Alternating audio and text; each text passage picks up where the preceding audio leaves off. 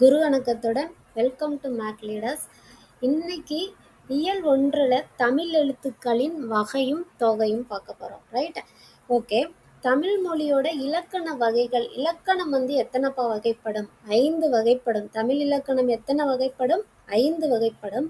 என்னென்னா எழுத்திலக்கணம், சொல்லிலக்கணம், பொருளிலக்கணம், யாப்பிலக்கணம் அண்ட் அணி இலக்கணம்.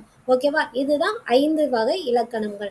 எழுத்து இலக்கணம் அப்படின்னா என்ன அப்படின்னு பார்த்தா, ஒரு எழுத்து மட்டும் ஒரு பொருள் தருது இல்லையா? ஒரு எழுத்து, அந்த எழுத்து அது எப்படி பிறக்குது, அதோட முயற்சி எப்படி எடுத்து அது எந்த இடத்துல பிறக்குது அப்படின்றதுதான் எழுத்து இலக்கணம். சொல் இலக்கணம் அப்படின்னா என்ன அப்படின்னு பார்த்தோம்னா, ஒரு எழுத்து அல்லது ஒன்றுக்கு மேற்பட்ட எழுத்து சேர்ந்து ஒரு பொருள் தருதா? இப்ப பூனா அது ஒரு எழுத்து, பூக்கள்ன்றப்ப அது ஒன்று அல்லது ஒன்றுக்கு மேற்பட்ட எழுத்துக்கள் அங்க ஜாயின் போகுது. பூச்சாடி, பூச்செடி, அப்புறமே என்ன செய்யலாம், ஒரு மலர், அந்த மாதிரி ஒன்றுக்கு மேற்பட்ட எழுத்துக்கள் சேர்ந்து ஒரு பொருள் தருது இல்லையா? அதுதான் சொல்லு. ஓகேவா? சொல் இலக்கணம். பொருள் இலக்கணம் அப்படின்னா, பொருள் இலக்கணம்ன்றது என்னன்னா, அகப்பொருள் என்ன செய்யலாம், புறப்பொருள் 2 விஷயம் இருக்கும் இல்லையா? பொருளை பற்றி இருக்க. இப்போ ஃபார் எக்ஸாம்பிள் என்ன சொல்லலைன்னா, அகம் புறம் சொல்றச்ச நம்ம இப்போ அரசர்கள் இருக்காங்க, அவங்களோட அவங்க மனைவி, அவங்களோட வாழ்க்கை எப்படிப்பட்டது, அதெல்லாம் அறத்தோடு சேர்ந்தது. இப்போ நம்மளோட வாழ்க்கையே நம்மளோட தனிப்பட்ட பர்சனல் விஷயங்கள் எல்லாமே அகப்பொருள், அகம் சம்பந்தப்பட்டது. புறப்பொருள் அப்படின்னா என்னன்னா, நம்மளோட அஃபிஷியல் ஒர்க் இல்லையா? நம்ம என்ன வேலை பார்க்குறோம், நம்ம எவ்வளோ படிச்சிருக்கோம், நம்ம என்ன பண்ணலாம், அந்த மாதிரி இருக்கிறது நமக்கு எல்லாரும் தெரிஞ்சுக்கலாம் விஷயங்கள் புறப்பொருள். நமக்கு மட்டுமே பர்சனலாக இருக்க விஷயங்கள் அகம். ஓகேவா? அந்த மாதிரி சொல்ல அதை பற்றி படிக்கிற இலக்கணங்கள் பொருள் இலக்கணம் அப்படின்னு சொல்லுவாங்க. ரைட்? அடுத்து யாப்பு இலக்கணம். யாப்பு இலக்கணம்னா, யாப்புனா கட்டுதல் அப்படின்னு பொருள். ஒரு பொருளை ஒரு இப்போ என்ன சொல்லலாம், இப்போ கட்டுதல்னா ஒரு பூவே எடுத்துக்கோங்களேன். கட்டுதல்னா அதுக்கு தேவையானது என்ன, அடுக்கடுக்கா கட்டணும் இல்லையா? நூல் வேணும், பூ வேணும், அதை தண்ணி தொட்டு தான் கட்டுவாங்க இல்லையா? அதே போல் ஒரு வீடு கட்டுறதுக்கு டைரெக்டாக எடுத்த உடனே கட்ட மாட்டாங்க. அதுக்கான தேவையான பொருட்கள்லாம் இருக்கும். அதே போல் நம்மளோட ஒரு இலக்கணத்தில் யாப்பு கட்டுதல்னாலே டைரெக்டாக கட்டிட முடியாது. அந்த எழுத்தை அந்த இது கோர்வையாக பண்ண முடியாது. அதுக்குன்னு சில வரைமுறை வச்சிருப்பாங்க. அதுதான் யாப்பு அப்படின்னு சொல்லுவாங்க. அணி இலக்கணம். அணினா அழகு சேர்த்தல், அழகுன்னு அர்த்தம். அணினா என்னது? அழகு. நம்ம செயலெல்லாம் படிக்கும் போது உவமை அணி, இல்பொருள் உவமை அணி, அந்த செயல் அழகா தான் இருக்கும். அதை இன்னுமே என்ன செய்ய, அழகுபடுத்தி காட்டுறதுக்காக என்ன பண்ணுவாங்கன்னா, அணிகள் யூஸ் பண்ணுவாங்க. அதுதான் அணி இலக்கணம். அணி மீன்ஸ் என்னது? அழகு அப்படின்னு அர்த்தம். ரைட்டா? எழுத்துனா என்ன அப்படின்னா, ஒளி வடிவமா எழுப்புறது, இல்லைன்னா வரி வடிவமா எழுதுறது. ரைட்டா? இதுதான் எழுத்து இல்லையா? நம்ம உயிரெழுத்துக்கள் பத்தி படிப்போம். உயிரெழுத்துக்கள் எல்லாருக்கும் தெரியும். உயிரெழுத்துக்கள் எத்தனை வகைப்படும்? உயிரெழுத்துக்கள் மொத்தம் எத்தனை வகைப்படும் சொல்லக்கூடாது. உயிரெழுத்துக்கள் மொத்தம் 12 இருக்கு இல்லையா? நமக்கு தெரியும். அ ஆ இ ஈ உ ஊ, அது ஒவ்வொரையும் நம்ம படிச்சிருக்கோம். அதுதான் உயிரெழுத்துக்கள். உயிரெழுத்துக்கள்ல குறில் எழுத்துக்கள் இருக்கு, நெடில் எழுத்துக்கள் இருக்கு இல்லையா? குறில் எழுத்துக்கள் என்ன? அ இ உ ஏ ஓ. இந்த 5 தான் என்னது? குறில் எழுத்துக்கள். ரைட்டா?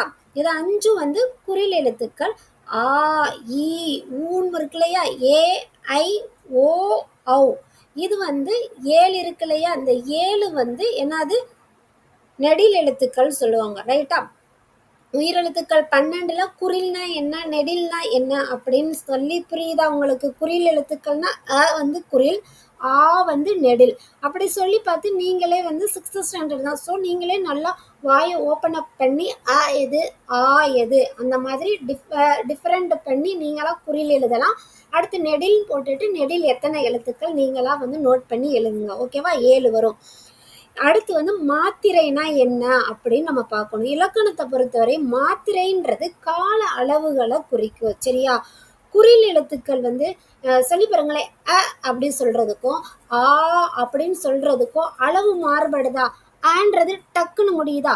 அதாவது அதை தான் சொல்றாங்க ஒரு மாத்திரை. குறில் எத்தனை மாத்திரை அளவுல ஒலிக்கும்னா, ஒரு மாத்திரை அளவுல தான் ஒலிக்கும். நெடில் வந்து 2 மாத்திரை அளவுல ஒலிக்கும். சரியா? மாத்திரைன்றது கால அளவு. இப்ப இந்த 1 செகண்ட் இப்படி நம்ம கண்ண மூடி இப்படி கண்ண சிமிட்டுறோம்ல, கண் சிமிட்டுதல் இருக்குல்ல, அதுதான் 1 மாத்திரை அளவு. இல்லைன்னா கையில இப்படி சொடக்கு போடுவோம்ல, இப்படி சுண்டுவோம்ல, 1, 2 அந்த மாதிரி. அப்படி ஒரு தடவை விரல் அப்படி செய்யறது வந்து 1 மாத்திரை அளவு. அதே இது இப்படி டபுள் சைடு டபுள் தடவை 2 தடவை செய்யும் போது அது 2, அது 2 மாத்திரை அளவு. புரியுதா? குறில் வந்து எப்பயுமே ஃப்ராக்ஷன் ஆஃப் செகண்ட் அந்த கண்ணை மூடி திறக்கிறக்குள்ளே அந்த ஒரு கால அளவு கண்ணை மூடி திறக்கிறோம்ல, அதுதான் 1 மாத்திரை. அது சொல்லி பாருங்க, செஞ்சு பாருங்க. கண்ணை மூடி திறக்கும் போது சொல்லி பாருங்க. நம்ம ஒரு தடவை கண்ணை சிமிட்டிடலாம். ஓகேவா? அப்ப ஒரு மாத்திரை வந்து என்ன, அது ஒரு அந்த கண் சிமிட்டுற நேரம் தான் 1 மாத்திரை அளவு. புரியுதா? அதே இது அப்படின்னு சொல்லும் போது கால அளவு நீடிக்குது. அப்ப 2 மாத்திரை அளவு. சரிங்களா? அதுதான் மாத்திரைனா, இதுதான் மாத்திரைனா கால அளவு அப்படின்னு. மெய்யெழுத்துலையுமே என்னது, மெய்யெழுத்துக்கள் மொத்தம் எத்தனை? 18. சரியா? மெய்யெழுத்துக்கள் நமக்கு தெரியுமில்ல, இக்குல இருந்து ஆரம்பிச்சு இன்னு வரையும் இருக்கு. இக்கு, இங்கு, இச்சு, இஞ்சு, இட்டு, இன்னு அப்படியே சொல்லிட்டு எது வரையும் போகும்? இன்னு வரையும் போகும். இந்த மெய்யெழுத்துக்களை வந்து 3ஆ பிரிப்பாங்க இல்லையா? படிச்சிருக்கோம்ல, வல்லினம், மெல்லினம், இடையினம். சரி, ரைட்டு. வல்லினம் வந்து கசட தபர மேல வந்து புள்ளி வச்சிடணும். மெல்லினம் வந்து நெங்கன நம்மன, இடையினம் வந்து எரல வல்லல. சரி, ரைட்.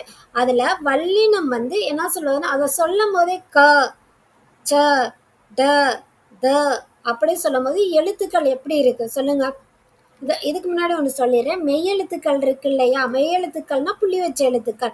அதோட மாத்திரை அளவுமே அரை மாத்திரை அளவு. அரை மாத்திரை அளவுனா அந்த கன்சுமேட்டர் அதுக்கும் முன்னாடியே என்ன செஞ்சிருது, முடிஞ்சிருது இக்கு. சரியா? மெய்யெழுத்துக்கள். இப்ப மெய்யெழுத்துக்கள்ல வந்து என்ன சொன்னோம், மெய்யெழுத்துக்கள் 18 இருக்கு இல்லையா? அதை வந்து என்ன செய்யறாங்க, வல்லினம், மெல்லினம், இடையினம் வந்து பிரிச்சாச்சு. இதுல வந்து வல்லினம் வந்து எப்படி ஒலிக்குன்னா, வன்மையா கொஞ்சம் கடினமானதா தான் இருக்கும். எங்கன்னா நம்மன வந்து மென்மையா இருக்கும். அடுத்து வந்து எரல வளல, அது வந்து மென்மையாவும் இல்லாம வன்மையாவும் இல்லாம ரெண்டுக்கும் நடுவுல இருக்க மாதிரி இடைப்பட்ட ஒலியில தான் அது என்ன செய்யும், ஒலிக்கும். உங்க இப்ப நிறைய பேருக்கு இக்கு கசட தவிர எழுதிருவீங்க, அந்த நெங்கன நம்மன மட்டும் வரவே வராது. சம்டைம்ஸ் எந்த லெட்டர் ஃபர்ஸ்ட் வரும் அந்த கன்ஃபியூசன் ஆகும்போது இதை பாருங்களேன். இக்கு கடுத்து என்னது, இங்கு. இச்சு கடுத்து இஞ்சு. இட்டு கடுத்து இன்னு. இத்து கடுத்து இந்து. இப்பு கடுத்து இம்மு. இரு கடுத்து இன்னு. ஸோ நீங்கள் கசட தவிர எழுதிட்டு மேலே புள்ளி வச்சுட்டு இக்கு கடுத்து கீழே என்ன எழுதணும், இங்கு, இஞ்சு, இன்னு, இட்டு கடுத்து இன்னு. அந்த மாதிரி சொல்லி பார்த்தீங்கனாலே உங்களுக்கு என்ன கிடைச்சிரும், அது கிடைச்சிரும். Okay, right. அடுத்து மெய்யெழுத்து. உயிர்மெய் எழுத்துலையுமே என்ன இருக்கு, குறில் இருக்கு, நெடில் இருக்கு. உயிரெழுத்து 12, மெய்யெழுத்து 18 சேர்றதுதான் உயிர்மெய் எழுத்து. புரியுதா?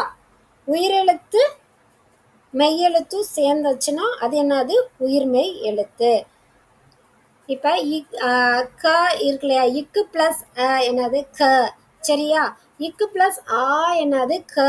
அப்ப இக்கு பிளஸ் சொல்லும் போது உயிர் மெய் குரில்னு வரும். சரியா? உயிர்மெய் நெடில்னா இக்கு பிளஸ் ஆன்னு எழும்போது கான் வருது இல்லையா, அது உயிர்மெய் நெடில். அதை தான் இந்த இடத்துல உங்களுக்கு இந்த மென்ஷன் பண்ணியிருப்பாங்க. இக்கு பிளஸ் கன்னு கொடுத்துருக்காங்களா? அதே இது நான் சொல்றத கவனமாக கவனிங்க. இக்கு பிளஸ் போட்டு பாருங்களேன், கா வருதா, அது வந்து உயிர்மெய் நெடில் அப்படின்னு சொல்லணும். அவ்வளோதான். அதை தான் உங்களுக்கு ஃபார் எக்ஸாம்பிள் நிறையா கொடுத்துருக்காங்க. அடுத்த ஆயுத எழுத்து. ஆயுத எழுத்துனாலே தெரியும். ஆயுத எழுத்து என்னது, அக்கு தான் என்னது, ஆயுத எழுத்து. ஆயுத எழுத்தும் என்னது, அரை மாத்திரை அளவு தான் ஒலிக்கும். ஓகேவா? அவ்வளோதான். இந்த லெசன் வந்து அவ்வளோதான், ஈஸி. என்னது பார்க்க தான் ரொம்ப பெருசாக இருக்குது, பட் நீங்கள் அண்டர்ஸ்டாண்ட் பண்ணி படிச்சிட்டிங்கனாலே வந்து ரொம்ப ஈஸி தான் இல்லையா? என்ன படிக்கணும், இலக்கணம் எத்தனை வகைப்படும், 5 வகைப்படும். அது என்னென்ன படிச்சிருங்க. எழுத்து, சொல், பொருள், யாப்பு, அணி, இலக்கணம். அவ்வளோதான். இதில் வந்து உயிரெழுத்துக்கள் மொத்தம் 12. இதில் என்ன இருக்குது, குறில் எழுத்துக்கள் என்ன, நெடில் எழுத்துக்கள் என்ன அப்படின்னு பார்க்கணும். அடுத்து குறில் எழுத்தோட மாத்திரை அளவு என்ன, நெடில் எழுத்தோட மாத்திரை அளவு என்ன அப்படின்னு பார்க்கணும். ஆயுத எழுத்தோட மாத்திரை அளவு பார்க்கணும். மெய்யெழுத்தோட மாத்திரை அளவு பார்க்கணும். ஓகேவா? அவ்வளோதான். இந்த சம் வந்து இதோட மாத்திரை அளவு போடுறது தான் நான் சம் சொன்னேன். இங்கே பாருங்கள். இப்போ எக்ஸாம்பிள் கபிலர் கொடுத்துருக்காங்க. கபிலரோட மாத்திரை அளவை வந்து கண்டுபிடிக்க சொல்லியிருக்காங்க. மேக்ஸில் அப்படி தானே கண்டுபிடிக்க போடுவாங்க, அதில் தான் சொன்னேன். இப்போ க வந்து குறில். ஸோ ஒரு மாத்திரை. பி வந்து குறில் தான், ஸோ அதுவும் ஒரு மாத்திரை. ல ல வந்து என்னது குறில், ஸோ அதுவும் ஒரு மாத்திரை. இர் புள்ளி வச்சு வந்திருக்கா, ஸோ அரை மாத்திரை. அப்போ 3½ மாத்திரை. உங்கள் பேரை ட்ரை பண்ணி பாருங்க. உங்கள் பேர் என்ன வேணாலும் இருக்கலாம். ஸோ உங்கள் பேரை ட்ரை பண்ணி பார்த்து பக்கத்தில் எத்தனை மாத்திரை அளவு வருதுன்னு கமெண்ட்ஸ் பண்ணுங்கள். நான் ரைட்டான்னு சொல்கிறேன். Okay right. நெக்ஸ்ட், கொடுக்கப்பட்டுள்ள மாத்திரை அளவுக்கேற்ப சொற்களை எழுதுக. உயிரெழுத்தில் தொடங்கும் 2 மாத்திரை அளவு எழுது. உயிரெழுத்து எது? ஆ வந்து உயிரெழுத்து. ஓகேவா? அது மாதிரி ஆ சம்பந்தப்பட்டமா ஆ ஆ இ ஆ அந்த ஆனா வந்து 2 மாத்திரை அளவு போயிடும். ஸோ அது வேணா ஆ இ அந்த மாதிரி 2 சொல் சேர்ந்த மாதிரி அது இது அந்த மாதிரி எழுதுங்க. அடுத்து 2 மாத்திரை அளவுள்ள ஓரெழுத்து சொல். 2 மாத்திரை அளவுள்ள ஓரெழுத்து சொல். மா எழுதலாமா? மா, பூ, பூ, பூ, மலர் அந்த மாதிரி இருக்குல்ல. மலர் கிடையாது, பூ. ஓகேவா? ரைட், எழுதுங்க. ஆயுத எழுத்து இடம்பெறும் 2 மாத்திரை அளவுள்ள சொல். அஃது இஃது எழுதலாமா? அ வந்து ஒரு மாத்திரை, இஃகு அரை மாத்திரை, தூ ஒரு மாத்திரை, 2½ மாத்திரை வரும். அஃது எழுதுங்க. ஓகேவா? சரி, குருவினா தமிழ் இலக்கணம் எத்தனை வகைப்படும் சொல்லுங்க. தமிழ் இலக்கணம் எத்தனை வகைப்படும்? 5 வகைப்படும். அது யாரு? சொல்லிலக்கணம், பொருள் இலக்கணம், யாப்பிலக்கணம், அணி இலக்கணம் அந்த மாதிரி படிச்சோம்ல, அது அங்க இருக்கும்ல, அதை எடுத்து நீங்க என்ன செய்யணும்? எழுதணும். மெய்யெழுத்துக்களை 3 வகை இனங்கள் என்னது? வல்லினம், மெல்லினம், இடையினம். அந்த படத்துல டயக்ராம் போட்டிருந்துச்சு இல்லையா, இக்கு இஞ்சு. ஸோ இதை எல்லாத்தையும் மார்க் பண்ணி எழுதணும். வல்லினத்துல என்னென்ன இருக்கு? கசட தபரா மேலே புள்ளி வச்சுக்கோங்க. மெல்லினத்துல எங்கன்னா நம்மனா மேலே புள்ளி வச்சுக்கோங்க. இடையினத்துல எரல வளல எழுதி புள்ளி வச்சுக்கோங்க. Right, okay. அடுத்து, தமிழ் எழுத்துக்குரிய மாத்திரை அளவு. இது வந்து குறிலுக்கு வந்து ஒரு மாத்திரை, நெடிலுக்கு வந்து 2 மாத்திரை, மெய்யெழுத்துக்கு வந்து அரை மாத்திரை. இந்த இருக்குல்லையா, குறிலுக்கு ஒரு மாத்திரை அளவு, நெடிலுக்கு 2 மாத்திரை அளவு, மெய்யெழுத்துக்கு என்னது? அரை மாத்திரை அளவு, ஆயுத எழுத்துக்கு அரை மாத்திரை அளவு. ஸோ அவ்வளோதான். நம்ம படித்து கிளாஸ் கவனிச்சாலே நம்ம ஆட்டோமேட்டிக்காக என்ன பண்ணிடலாம்? ஆன்சர் பண்ணிடலாம். இங்கே ஒரு லெட்டர் கொடுத்துருக்காங்க, அதை வந்து நீங்கள் ரீட் பண்ணிக்கோங்க. எழுத்துக்கூட்டி இப்போ இருந்தே வாசித்து பழகுங்க. தமிழ் வந்து ஈஸி தான் இல்லையா? இதை என்ன சொல்லியிருக்காங்க? கீழ்காணும் சொற்களில் உள்ள எழுத்துக்களை கொண்டு புதிய சொற்களை உருவாக்குக அப்படின்னு சொல்லியிருக்காங்க. புதிய சொற்கள் எப்படின்னா, கரும்பு, இதுல கரு எழுதலாமா? கரு. கம்பு, ரூ எடுத்துட்டு கம்பு எழுதலாம். இப்ப கவிதையில விதை எழுதலாமா? விதைன்றது ஒரு சொல் தருந்தானே.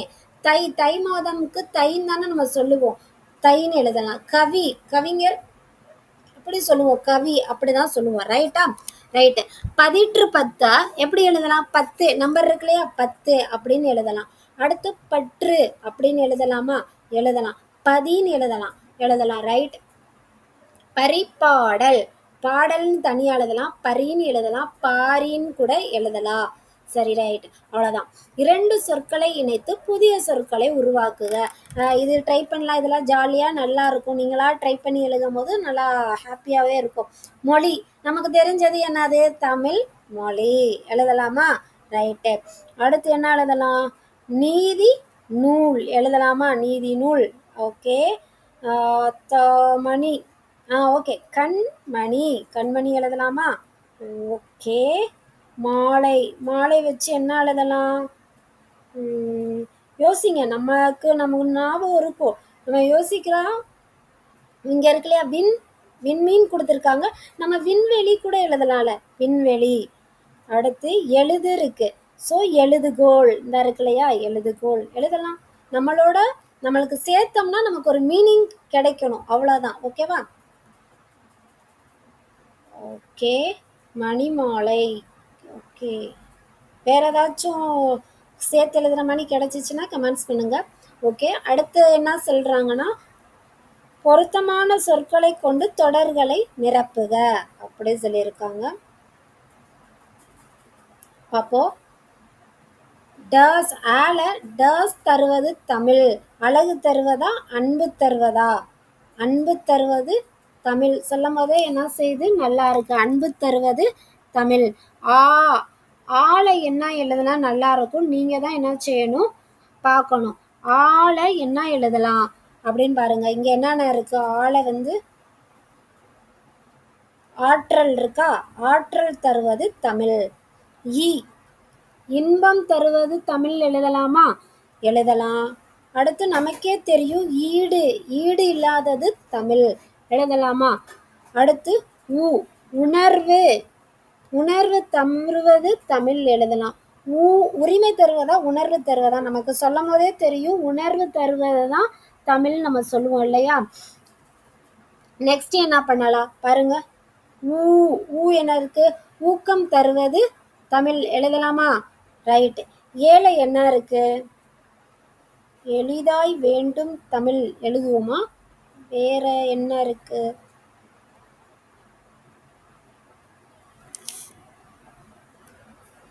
நல்லா பாருங்க. எளிதா இருக்கு, என்றும் இருக்குல்ல, என்றும் வேண்டும் தமிழ் எழுதலாமே.